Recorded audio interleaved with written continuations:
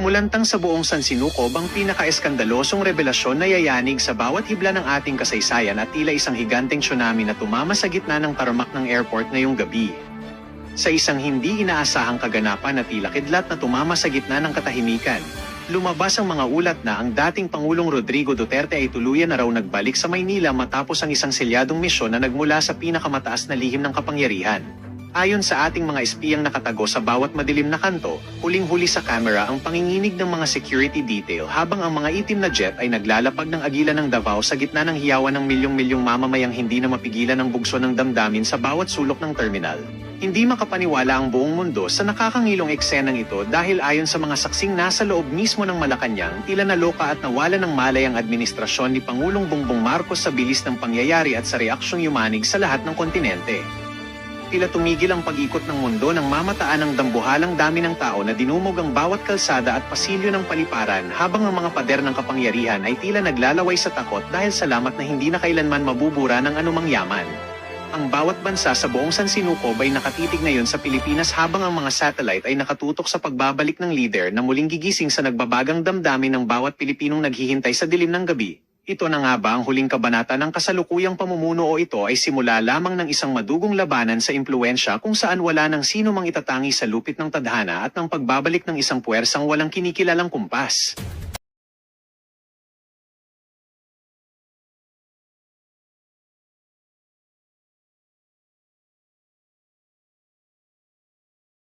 of dollars ng oil para i-rebuild at ayusin daw ang ekonomiya at infrastruktura ng Venezuela. At the same time, magbe-benefit kami ng mga Amerikano.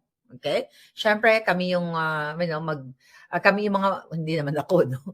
Yung mga malalaking companies, syempre ang magdi-drill ng oil, silang magfi-finance, 'di ba, to help Venezuelans according to Lolo Trump, 'di ba, para ma-restore yung kanilang magandang flow ng kanilang ekonomiya dahil nga si Maduro according sa mga reports ay isang diktador katulad ni Bangag, 'di ba? Naka 3 terms yan, naka since 2013. So since 2013 siya yung presidente ng Venezuela, and mga palangga ay nandaya din siya sa eleksyon, 'di ba? Parang smartmatic lang katulad din ginawa ni Bangag noong 2022. So kaya yan, isa yan sa mga kadahilanan na yung ibang not only iba, millions of Venezuelans actually ang nag-migrate sa iba't ibang bansa, lalo na din sa ibang sa bansang Amerika, no? Dahil hindi din nila gusto si Maduro. So ganun talaga. Maraming galit, parang sa Pilipinas, maraming galit kay Bangag, 'di ba? Kaya lang wala kayong kakayahan na mag-travel abroad, 'di ba? So magdusa kayo diyan hangga't ang presidente niyo ay Bangag, parang ganon. Kung hindi kayo maninindigan, ay magdusa kayo. Pero kasi dito, ang problema kasi dito sa kay Maduro, dahil na nagkaroon siya ng kaso talaga dito sa Amerika. So mga kababayan, gina-justify ngayon ng presidente namin dito, presidente namin na si Lolo Trump na yung ginawang pagdukot o pagkidnap or dukot, gano'n na nga, 'di ba? Forcibly na kinuha siya papuntang New York, mga kababayan, hindi syempre nagustuhan ng mga ibang.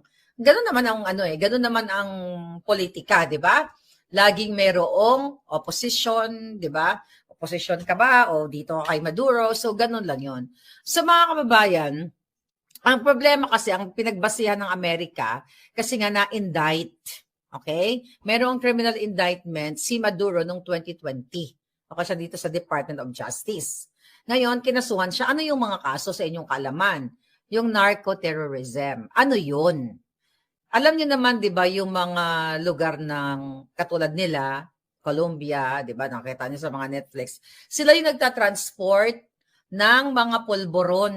Okay, yun na lang ang term natin, 'di ba? Pulburon terrorism, okay? Narco-terrorism. No, buhay na natin. Sila yung mga nagta-transport ng pulburon o ng ipinagbabawal na singhot papunta dito sa Amerika. So, ang nangyari, na-indict siya noong 2020 kasi nga ang kadahilanan bakit masama sa bansang Amerika, okay, yung pagtatransport ng mga pulburon, ng mga pinagbabawal, okay? na i-address na lang natin lahat ng pulburon. Sila yung nagdadala ng mga paborito ni Bangag. Okay? Yan ang kadahilanan kung bakit dinukot yang CEO. Kaya pananagutin daw dito sa batas namin, batas ng Amerika, itong si Maduro dahil sangkot sa money laundering. Actually, itong pinag-usapan natin halos related kay Bangag.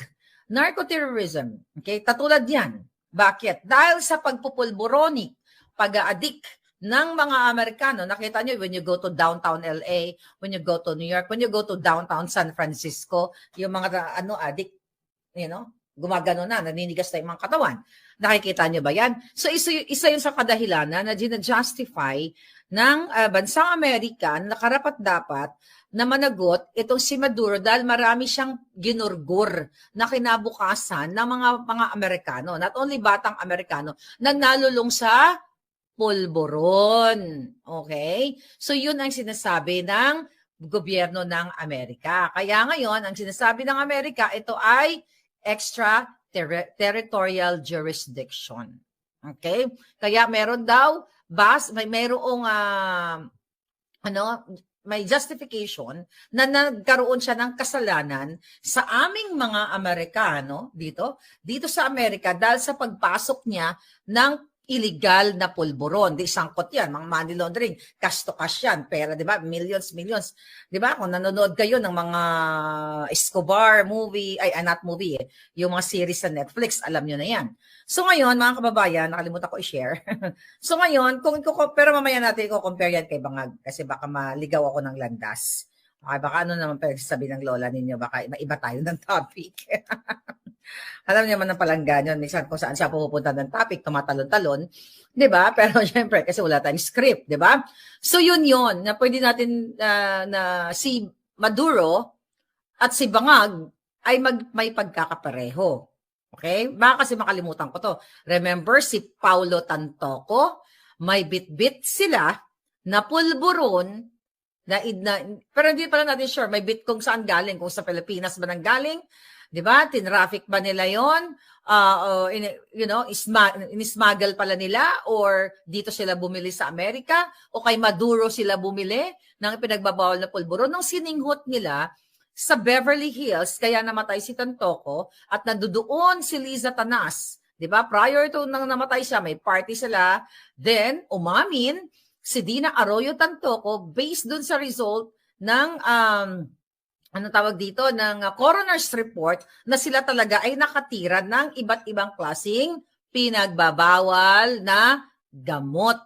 So pinananinindigan ang bansang Amerika na hindi ito criminal, hindi ito political, okay? Kundi ito ay criminal prosecution. Yun ang sinasabi ng Lolo Trump natin. Ngayon, syempre, yung mga nagmamahal kay Maduro, di ba, sinasabi nila talaga na ito ay pangingidnap, pangihimasok sa soberanya, mga ganyan, which is normal lang naman yan na ipagtanggol siya ng kanyang mga sumusuporta sa kanya. Pero again, ang sabi ng US government na hindi sinabi exactly ito yung sinabi, pero ito yung konteksto na wala namang, walang immunity si Maduro kasi nga bilang presidente, hindi naman talaga siya hinalal ng tao. Kasi may mga reports na ganon. Siya ay nang daya. Rigged nga yung election. Nung last election nila last year. Kaya ito, nag-aalab na rin yung mga tao dahil sukang-suka sila. Katulad ng ginagawa natin na sukang-suka tayo kay Bangag. How I wish, di ba, na mamaduro si Bangag. Pero kasi allies, magkakampi kasi ang Amerika at Pilipinas at si Bangag, talagang lumuluhod, gumagapang. 'Di ba? Gumagapang kay Lolo Trump para mag-meeting lang sila. Nakita niyo naman, gumapang nga, 'di ba, kay President Xi Jinping, 'di ba? Parang kunyari, 'di ba? Naalala niyo 'yun, nagkamay-kamay kay President Xi matapos siyang bulihin, not really bulihin, magtapang-tapangan siya laban sa China. 'Di ba? Si Bangag naggapang-gapang doon, nagkamay-kamay. So it's the same thing dito kay President Trump na gumagawa ng paraan si Liza Tanas at si Bangag para kunyari chami-chami or ganun hanggang dikit sila ni Trump. Pero ang ending mas binigyan pa ng priority si Marcelino Pomoy. O di ba? Doon sa Mar-a-Lago. Ngayon, ang sinasabi dito, mga kabalaga, sa mga comments dito, yung mga political vloggers din dito sa Amerika, na talagang si Maduro ay deserve niya. Dahil nga nadaya siya sa eleksyon, wala siyang immunity at dapat sa managot dito sa bansang Amerika dahil may sinira siyang mga buhay na mga nag-aadik-adik na mga batang Amerikano. It's the same thing sa Pilipinas. Ang ginagawa ni Bangag, di ba? Ang ginagawa ni Bangag na paninira sa sa inyong mga anak. Di ba? Dahil si Bangag mismo ay protektor ng polboronic. Sana nga tignan ni Lolo Trump yung angle na yan. Kasi remember, yung inulat ko sa inyo na ano tawag dyan? Na intercept si Sayarot doon sa 2.2 tons na illegal na polboronic din na transport nila sa Australia. Nalala niyo yung pasabog na yan? Tapos si Sayarot kinasuhan yan sa Pilipinas and later on ay absuelto dahil nga naman kasakasama ni Lisa Tanas, kasakasama ni Tambaluslos, kasakasama ni Bangag sa kanilang mga travel, lalo na yung first travel nila dito sa New York. Okay, so yun ngayon mga kababayan, balik tayo dito kay Maduro. Ayaan yung pangyayari ngayon na ginigiit ng Trump administration na dapat managot si Maduro dito sa hustisya ng Amerika dahil sa ginawa niyang polboronic terrorism. Okay? Pulbo na lang. Ano din pala, kasi mga words natin, tayo sinasapak tayo ni Facebook. So, yun mga palangga. Kasi hindi lang sila ng literal na nagta-traffic ng mga sasakyan, nagta-traffic sila ng pulburon. At nasisira ang mga kabataan, nasisira ang mga Amerikano. So again, hindi ito ang sinasabi ng ating mga magigiting na tagapagsalita dito sa Amerika na hindi ito panghihimasok sa kanilang bansa, kundi pananagutin lang nila yung kanilang presidente sa Venezuela na sangkot sa pagiging polboronic, meaning kumikita ng pera at sinisira ang buhay dito ng mga Amerikano. So somehow, yung mga millions na mga Venezuelans, matutuwa sila dahil nakalaya sila doon sa ganitong klaseng presidente. Pag ginawa ba ng Amerika ang dukutin nila si Bangag, alam mo, deserve lang din siguro talaga ng tatay niya eh. Kaya dahil sa sobrang, alam mo, naintindihan na natin ngayon, di ba? Kasi nung mga bata pa tayo, ang sinasabi natin noon, nagsasabi na kinidnap ng mga Amerikano si Marcos Sr. Pero tama lang pala talaga. Okay na-exile ang mga putang ina. Dahil sa sobrang labis na pang-aabuso sa mga Pilipino. Kasi now, di ba? Support ako yung Bangag sa paniniwala na akala ko gagawa ng tama. At tignan nyo ngayon ang ginagawa ni Bangag. Di ba? Kaya ako, kung pwede kong walang bulungan si Lolo Trump na pwede ba, dukutin mo na yung addictus na presidente ng Pilipinas at ang kanyang asawa, di ba? Na si Lisa Tanas, na nagpaitot-itot sila dito sa San Francisco, nag-orgy-orgy ang mga alpot gamit ang pera ng bayan. Again, kung personal nilang pag-itot-itot, wala tayong pakialam. The problem, yung paggamit nila, yung paglonder nila ng pera ng bayan na binabayad dito sa taga-paso, kay Mr. T na kung saan pinapasok ang pinapasok ang boto sa buli ni Bangag. Panoorin nyo na yung mga nakaraang vlog at i-follow nyo si Dean Chase at syempre i-follow nyo na si Boljakan. By the way, kung gusto nyo na mga screenshots, pictures, mga short videos, reel, pumunta lang kayo sa Boljakan at Maharlikan Travel and News. Dito kasi sa atin sa YouTube, live lang tayo dito, yung balitaktakan na walang kapaguran. Walang kapaguran si Maharlika. Kaya lang, itong mga nagdudung-dunungan, siyempre, andyan si Laila de Lima Saba, itong mga opposition, mga NPA, although, even si Spokes may opinion din dito kay Maduro. Pero out ako dyan kasi hindi naman ako international, wala naman ako alam sa ganyan. So, ang punto ko lang dito, yung pagsira ni Maduro sa mga kinabukasan ng mga Amerikano sa pagtransport ng polvoron dito. When it comes to law, international law, ganyan-ganyan, let the expert, talk about it. So ngayon, ang sinasabi dito nila na Hindi daw magkaroon daw ng hindi magandang implication, 'di ba? Itong ginawa ni Trump na panghihimasok nga dito sa bansang Venezuela dahil ito daw ay yun nga, abduction, 'di ba? So yun yung sinasabi, violation of violation of sovereignty, 'di ba? Narinig natin 'yan. Tapos yung pagpasok ng mga military, 'di ba, na sila ay armado, ganyan-ganyan. 'Di ba? Ang sinasabi ng mga magagaling na bawal ang ginawa ni Trump administration na pasukin or kunin ng sapilitan si Maduro dahil ito ay labag sa UN, okay, sa kung ano-ano pang mga international law chuchu. All right? So yun ang mga kanilang depensa. Alright? Kasi, yung sinasabi nila, head of state ito si Maduro, presidente yan. Meron niyang immunity. Sabi naman ng, Trump administration at maraming mga tagapagsalita din na, hindi, dapat wala siyang immunity kasi ninakaw niya ang presidency. Nandaya siya katulad ng ginawa ni Bangag Jr. na hanggang ngayon, pinanindigan, may post si Attorney Glenn Chong pala, hindi ko pa pala na-share, na talagang yung ginawa ni Maduro na pangdaraya sa mga Venezuelans, pagnakaw ng presidency ay kasing tulad ng ginawa ni Bangag noong 2022. Dahil ninakaw din ni Bangag, dinaya din ni Bangag ang eleksyon.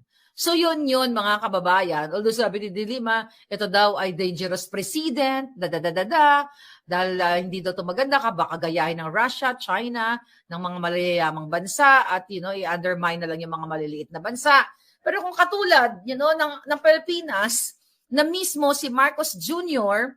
ang nagpapahirap sa Pilipinas, sila mismo ang sindikato, sila mismo ang magnanakaw, for sure mag-agree kayo sa akin na dapat dukutin na yan si Bangag at panagutin dito sa mga pagnanakaw nila lahat at pangbababoy nila sa mga Pilipino. So, ito kasi yung mga international act ito, yung mga batas na ito. Minsan maganda lang yan, hindi maganda.